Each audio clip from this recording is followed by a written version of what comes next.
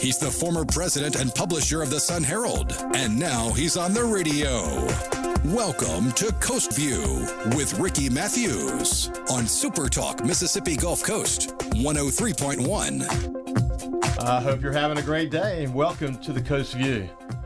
When you look up the term redemption, it says essentially this, that the person is on the road to fixing their life.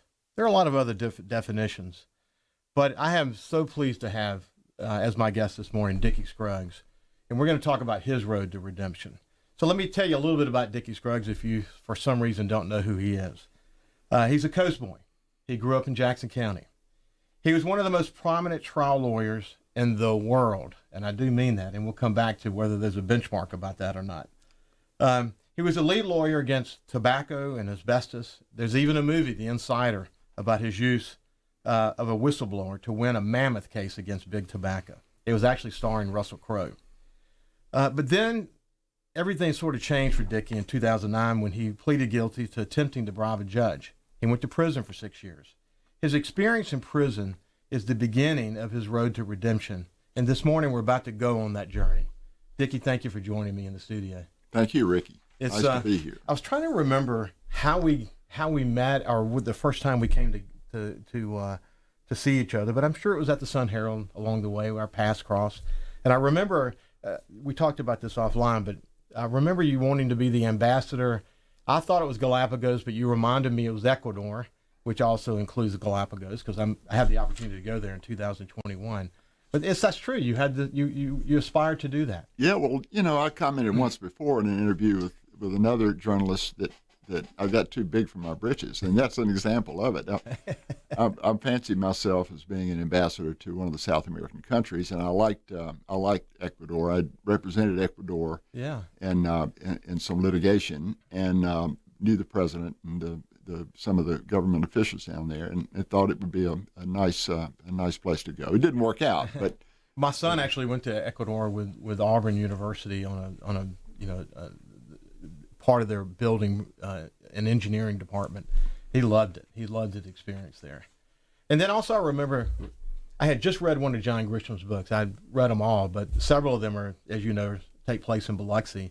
And in one, there's a yacht that's off of Biloxi. It's called the King of Torts. And there's a servant or a first mate on the boat. His name was Dickie. Yeah, he's the grunt on the boat. He was the grunt. Yeah. And that was John making basically a poke at you. I think he was taking a shot at me. Yeah, he was. We'll come back to your relationship with John Grisham along the way. Okay. So I think that's kind of a fascinating thing. I want to say, too, that I was at a coffee shop in the Mississippi Delta, and I was having a conversation with a friend of mine, and I told him that you were going to be on the show. And this guy who overheard me said, word for word, that you are the richest, most famous, most successful trial lawyer in the history of the world. And I wondered, is there actually a scorecard for that? Is there? Not that I know of. I don't know anybody that keeps that kind of score. The press likes to speculate on things like that. And as Mark Twain said, I'll paraphrase, rumors of my wealth are greatly exaggerated. Well, what is important in what we're going to talk about in this story is how you've taken these twists and turns in your life to make a difference. And so, if there's an end to this story, each chapter will lead up to a conversation about the kind of work that Dickie's doing today, and I can't wait to get to that part. So you grew up in Jackson County. How influential was that your childhood on the Dickie that we see today? Well, I was actually born in Brookhaven. Okay. And moved to the coast when I was 12, right before the start of the 7th grade. Okay. And from then on, I've been a coast rat. I mean, I've got salt water in my veins, Yeah. And I miss it now, even though we live most of the time in Oxford. We still have a home in Pascagoula. But that was formative for me. The friends I made down there and the things I got to see.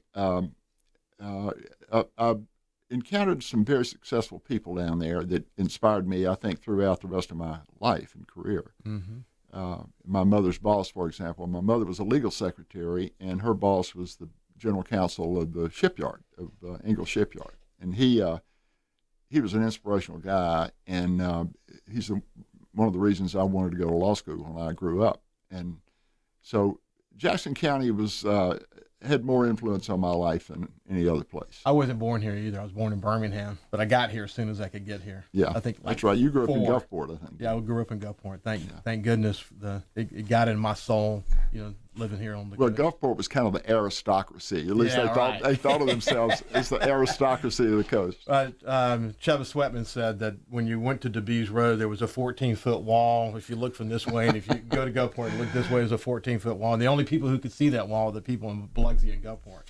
Thank God that wall's not there anymore. That's the good news. So you went to Ole Miss Law School, you became a lawyer, and you started practicing in Jackson County. Originally in Jackson. Right out of law school. I worked for two of the large firms there, 2 years each for each, and which taught me an awful lot. It taught me really not to be afraid of the big law firms, and I made some friends there that later were advantageous in my own personal law practice. And after 4 years of practicing in Jackson, I remember telling my wife we were going to move back to Pascagoula. I just didn't like being in harness. I was a little older than most of my contemporaries because I'd been in the Navy. Right. And that was a 5-year stint in Naval Air. And then, but I remember telling my wife we were going back to Pascagoula, and there are still claw marks down Highway 49 where I dragged her back down there. She didn't want to go. Although she grew up there. She was born and raised there and had great friends and a lot of family there.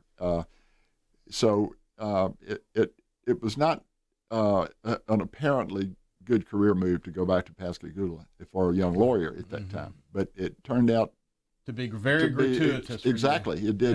Very, very lucky. So you... there's so much to talk about, and but you opened your law firm. You eventually were able to essentially mastermind an approach to mass tort as it related to asbestos, and you tell that story briefly. I was not one of the first lawyers on the coast to represent shipyard workers with asbestos disease. But it was starting to get popular, if you will, among the shipyard workers, because many of them had been exposed to just terrible levels of asbestos in building ships during the war, post World War II, and so a lot of these men were older and they were dying early and with horrible lung disease, and so for me it was being in the right place at the right time. These men needed representation, and I didn't realize when the first client I had was a juror on a case that I tried in federal court over in Biloxi, and I lost the case. And that night he called me at home and asked if I'd represent him in an asbestos case, and I said, "Well, I haven't done it before. I don't have any clients with asbestosis, but I'll be happy to give it a try." And so he came in and signed all the papers. I sent him to a doctor in Mobile, got him diagnosed. It cost like $400 or $500 to do that, and he didn't have the money, and so I paid it. I didn't realize that the other lawyers weren't advancing the costs of testing. And so, within a few weeks, I started having a full waiting room out there every day. Every afternoon about 3:30, people would come in after work and sign up. So to do this, define mass tort for people who don't know what that means. Mass tort typically means an event like asbestos or some other kind of poisoning. Remember Tylenol, when someone poisoned some of the Tylenol, and it affected thousands and thousands of people. And from the same companies that made the injurious product, but thousands of people sue them. And it's sort of a race to the courthouse in a lot of ways, because most companies don't have the resources to respond to mass tort suits. Torts are personal injury to the layman, and mass torts, just mass personal injury lawsuits, all revolving around the same event. So you won that case. You won the asbestos case. Yeah. And then it was a series of cases, but we ended up winning or settling them. As a result of your relationship with Mike Moore, tobacco became a possibility. And then we're about to end this segment, but you can begin the conversation about tobacco, and we'll pick it back up after this segment is over. But so you had Mike Moore came to you. Tell us about that.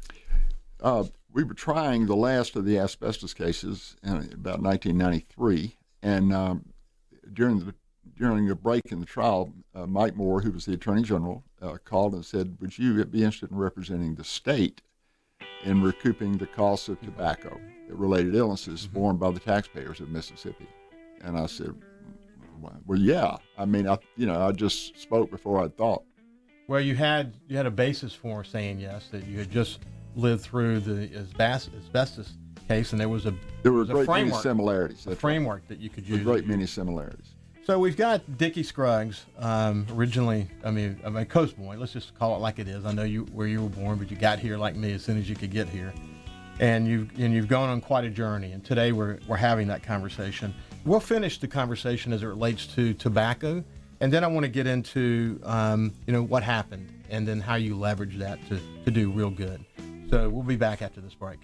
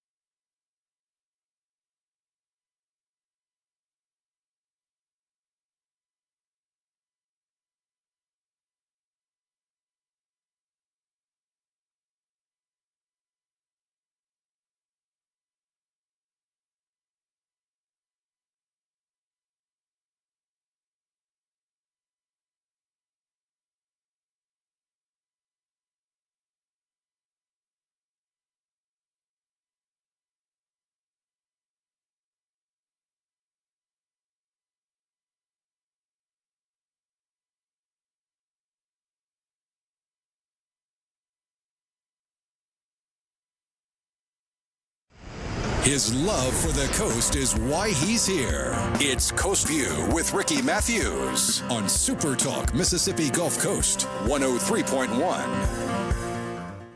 Welcome back. We've got Dickie Scruggs with me. We're having a terrific conversation about his life in Jackson County, what happened as it related to the asbestos suit, and then we're actually in the middle of the tobacco litigation. So Mike comes to you. You had just done the asbestos cases, and now you have this opportunity on tobacco and a nice little neat bow that you can put around that. Tell us about that. Well, tobacco was an enormous challenge. No lawyers had ever won against big tobacco, and very few were willing to even try.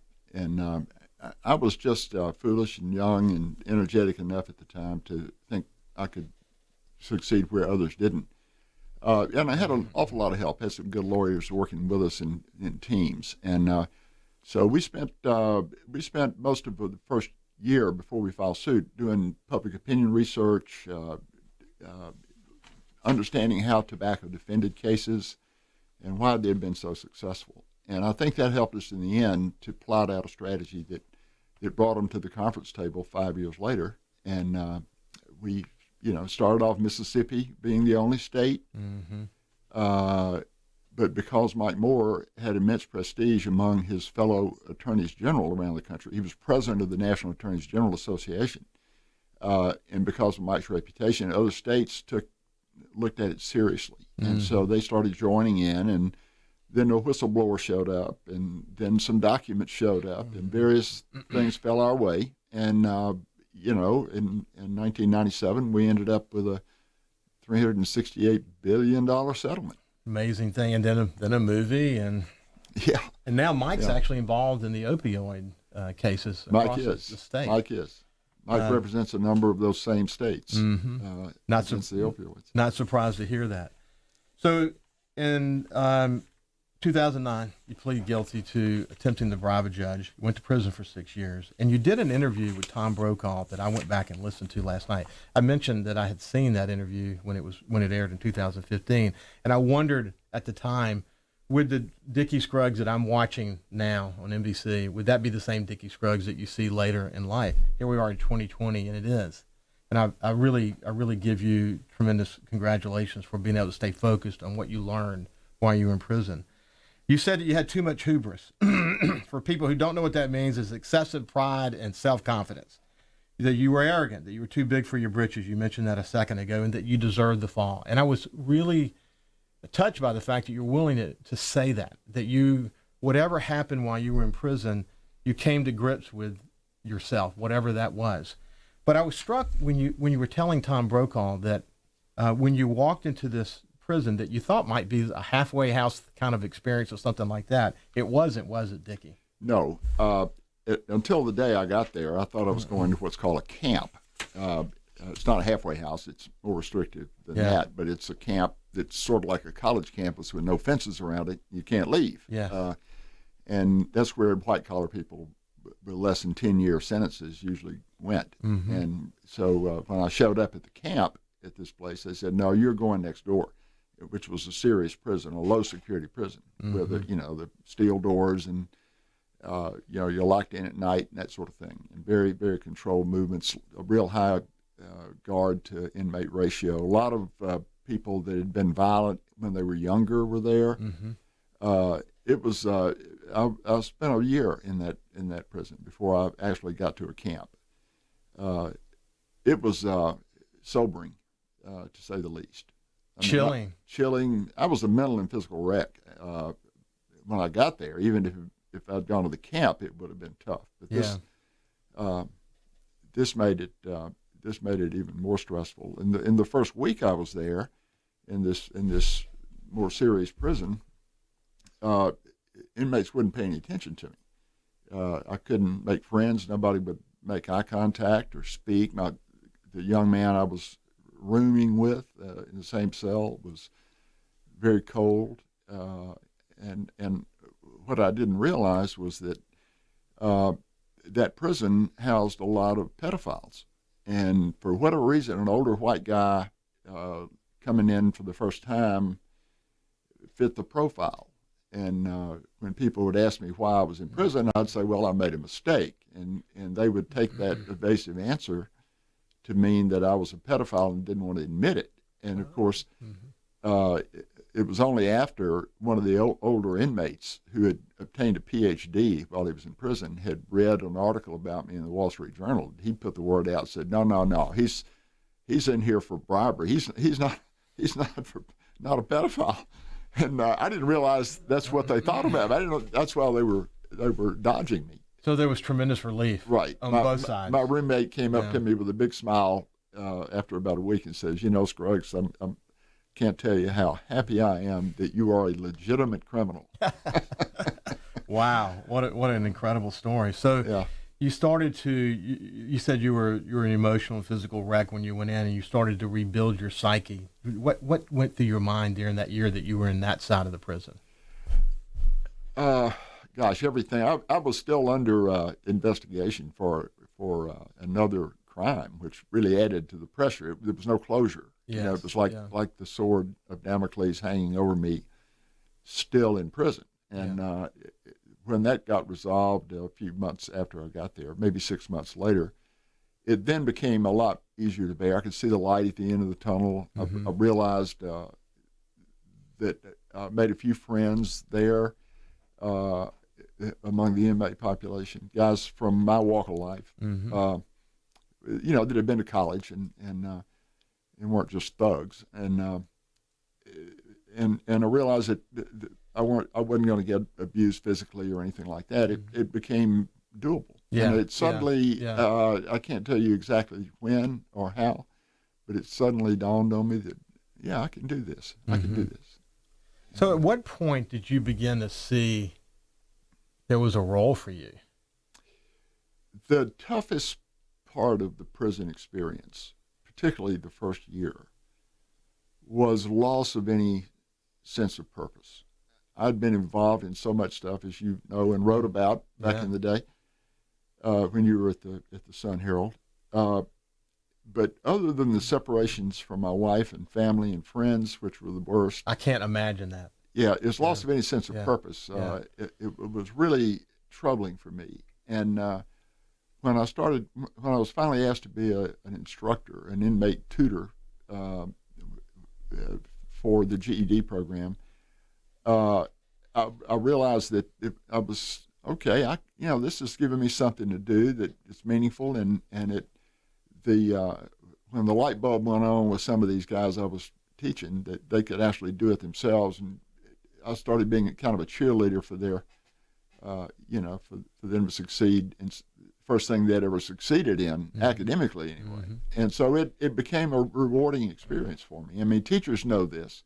People who have taught, I'd never had, but it gives you a sense of purpose. That you kind of tore everything away for time, your self-confidence, your ego, and you, like, one block at a time, started rebuilding it back. And this sense of purpose, it seems so simple. It was extraordinarily important to your path. It was, and it was something I had not anticipated, how that was going to trouble me when I got there. The loss of a sense of purpose was how important that was. And so teaching in prison is what kept me going and got me out of bed in the morning with a smile. And when I came home after 6 years, I decided to, with a little encouragement from some educators in Mississippi, to put together an organization to help other people in a similar way that I had in prison. Not aimed at former inmates, but just at the general population, because Mississippi, almost a fourth of Mississippians never graduate from high school. So while you were in prison, how many men did you impact in terms of getting their GED? Oh gosh, probably 40, maybe 50. It's hard to say. Not all. I won't say everyone passed the test the first time they took it. And I taught the math part of it, which was the hardest for most. It was been the hardest for me too, because math was not my favorite subject. But it was. But you were a naval aviator. I knew enough. I could pass the GED. Okay? To be a Navy to be a pilot. Yeah. You got to be on your game. I had basic skills in math, but not much more than that. Yeah. So you had this great opportunity to touch a lot of people's lives. Do you ever hear from any of these people that? I do. I keep up with 2 or 3 of them. Do you really? Yeah. That's when I good. first came home, the Bureau of Prisons discourages inmates who meet in prison from getting together later for fear of, they may be planning some caper, and when they get out, they're going to do it, But I skirted the rules a couple of times and kept up with a couple of these guys. That's a important part of your journey, and I'm really pleased that that when you got out, you took this impetus that you began to talk about here just a minute ago to form an organization that's going to make a real difference in the lives of men who are still in prison, who need a way out.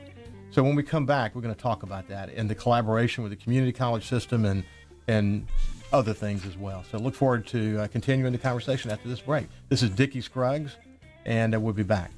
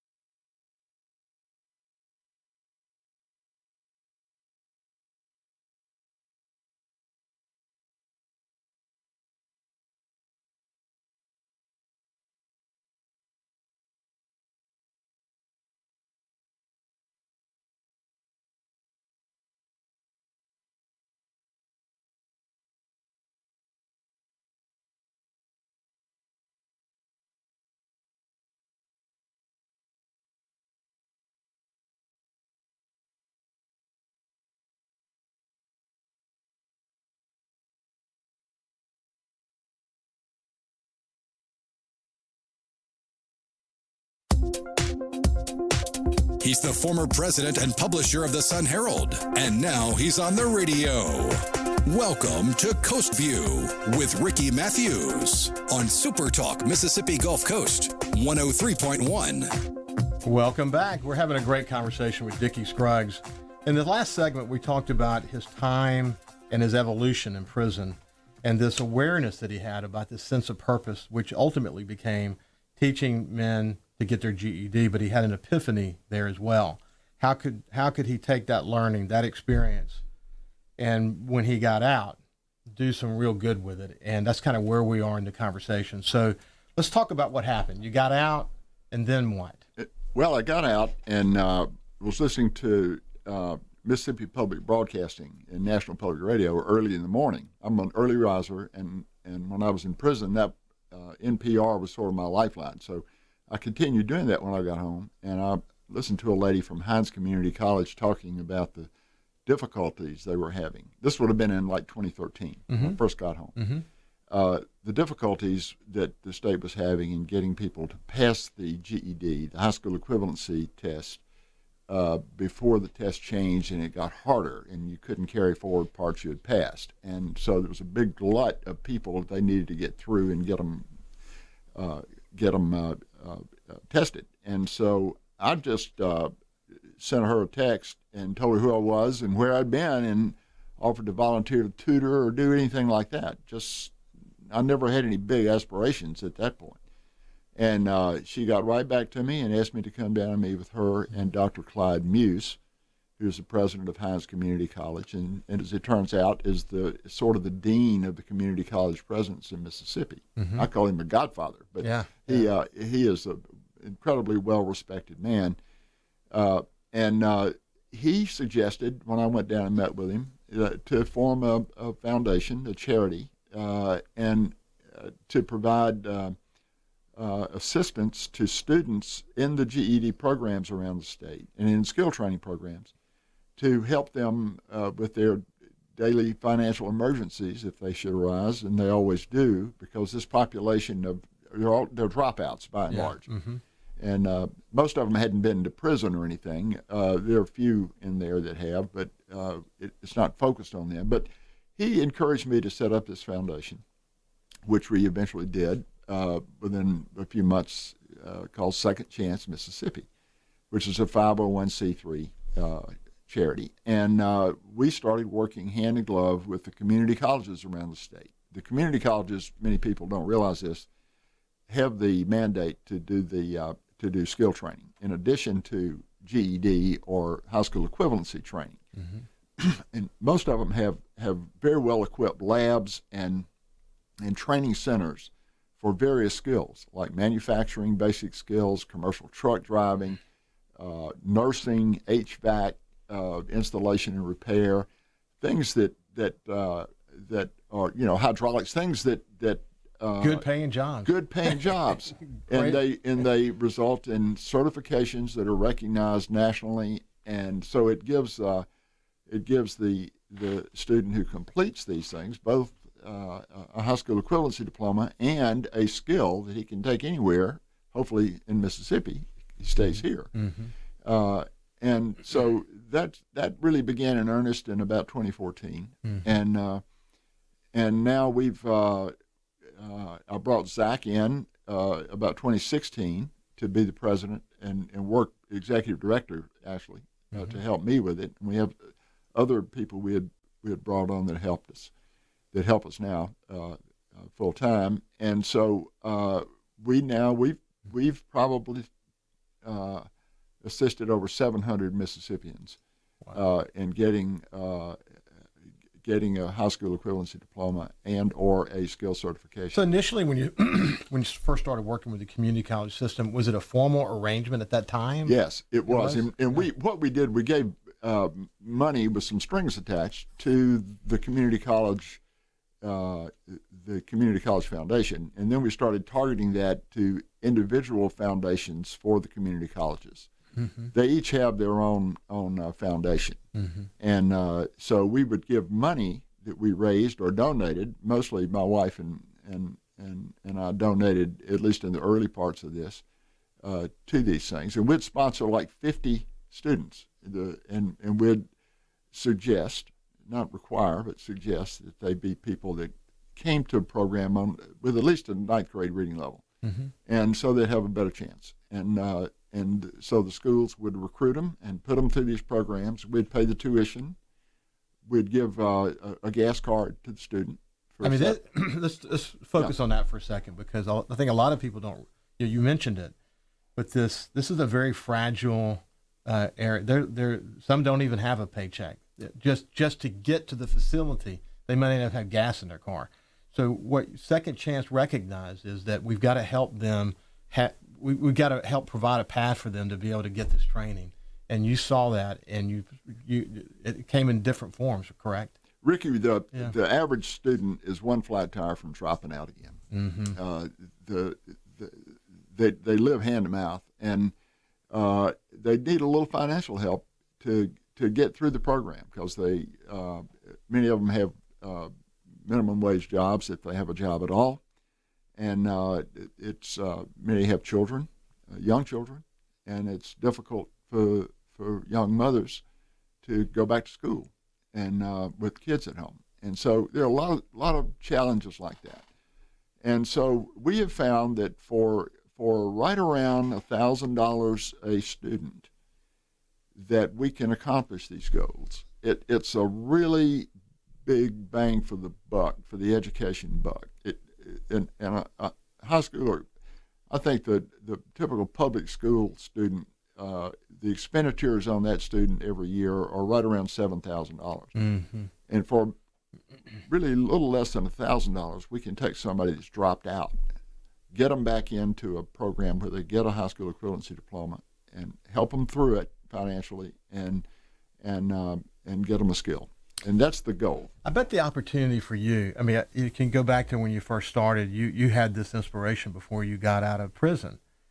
And then you began to have this relationship with the community college system and see that it was literally beginning to pay off. And even today, I bet when you go into these places that are teaching these people, you see people that have an enormous opportunity in front of them. And it's got to feel good to see that they're going to have a great chance to do well in their lives. It's wonderfully rewarding. It's the same sense of reward I got in prison when I could help somebody pass the test there. It was a confidence building thing for them, and it's a new purpose in life. And this has been a labor of love for me. I never realized the reward you feel when you help somebody understand something. How's Zach doing? Zach is a ball of fire. He came back from working in the solar business down in Orlando, and I had to beg him to come back. I said, "You either come back, or I'm going to have to hire somebody to do this, because it's more than I can do by myself." And he came back, rolled his sleeves up, and he's been terrific. He's put me on the bench. That's a good thing, though. That's what you're supposed to train your successor. He's training me now. That's the way it goes. I was so pleased in my conversation with Todd Trenchard. If you haven't heard the conversation with Todd Trenchard, the executive director of the Baco McCarty Foundation, you can go to SuperTalk Gulf Coast Facebook page and watch it. It's an inspiring conversation of how you can go from a really tough situation. His story is unbelievable, really, and find the light and recover from an addictive situation. It's just an incredible story. But he's leading the Baco McCarty Foundation today in ways that I think has been inspiring not only to a lot of people, but it's also doing an incredible amount of good. I was so pleased in my conversation with Todd that you guys have kind of joined forces now and begun to talk. It's going to be so interesting to see where this goes, because you both have that fire in your eye. You both have a sense of we can really make a difference. And I know he's a good partner, and you've proven that you're going to be a good partner. Talk a little bit about that. Todd and I met, I'd say 3 or 4 years ago, when I spoke at a Rotary Club, the Rotary Club in Pascagoula, of which I was a member years ago. And Todd came up afterwards and said, "We got to talk." He said, "I'm running the Baco McCarty Foundation," and I wasn't really familiar with it at the time, even though I'd grown up in Pascagoula. I knew Jolly McCarty very well, and I knew Mr. Baco, who was much older. But I didn't realize the foundation existed and what they did, and I didn't know Todd's story until we started talking. And so we decided to collaborate on a number of initiatives, particularly one at Mississippi Gulf Coast Community College, to set up a wraparound support fund like what I've just talked about. Yes. Todd has been incredibly creative in leveraging the various corporate citizens in Jackson County. We work very closely with Chevron, for example. They've been a great corporate citizen over there, and I know the casinos too. And so I've had it's been a great experience with Todd. Todd is a master at understanding that the way to succeed in the work that he's doing is not the number one goal is not money. The number one goal is to put people together and let them, through their relationships, make good things happen. And he understood this really early on. And you look at some of the fundraising efforts that he's involved with and the people that he brings to the table of all walks of life. It's just fascinating to watch that guy in action. He's a force of nature. He's a force to be reckoned with for sure.